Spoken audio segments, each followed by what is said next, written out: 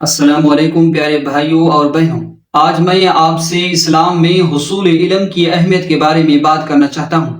سورۃ المجادلہ میں اللہ سبحانہ و تعالی فرماتا ہے کہ اللہ تعالیٰ تم میں سے ایمان والوں اور جن کو علم دیا گیا ان کے درجات بلند کرے گا۔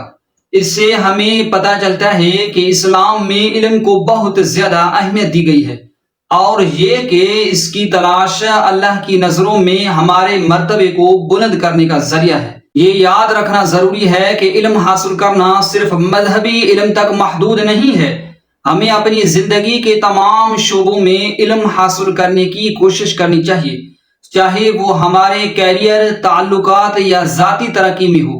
نبی کریم صلی اللہ علیہ وسلم نے فرمایا کہ علم حاصل کرنا ہر مسلمان پر فرض ہے۔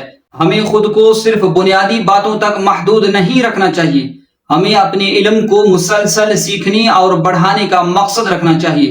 نبی کریم صلی اللہ علیہ وسلم نے فرمایا کہ علم کی تلاش ہر مسلمان پر فرض ہے۔ اس کا مطلب یہ ہے کہ ہمیں انفرادی طور پر سیکھنا اور بڑھنا کبھی نہیں روکنا چاہیے۔ اس کے علاوہ ہمیں اپنے علم کو دوسروں تک پہنچانے کی بھی کوشش کرنی چاہیے۔ آپ صلی اللہ علیہ وسلم نے فرمایا کہ میری طرف سے پہنچا دو، خواہ ایک آیت ہی کیوں نہ ہو۔ اپنے علم کو دوسروں کے ساتھ بانٹنے سے ہم نہ صرف اپنے آپ کو فائدہ پہنچاتے ہیں بلکہ اپنے آس پاس کے لوگوں کو بھی فائدہ پہنچاتے ہیں۔ علم کی تلاش اسلام کا ایک بنیادی پہلو ہے۔ یہ اللہ کی نظروں میں ہمارے درجات کو بلند کرنے کا ایک ذریعہ ہے اور اسے زندگی بھر جاری رکھنا چاہیے۔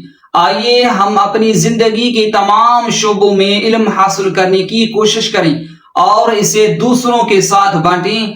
اللہ تعالی ہمیں حصول علم کے راستے پر چلنے کی توفیق عطا فرمائے اور ہمیں دنیا و آخرت دونوں میں کامیابی عطا فرمائے۔ جزاک اللہ خیرا۔ السلام علیکم۔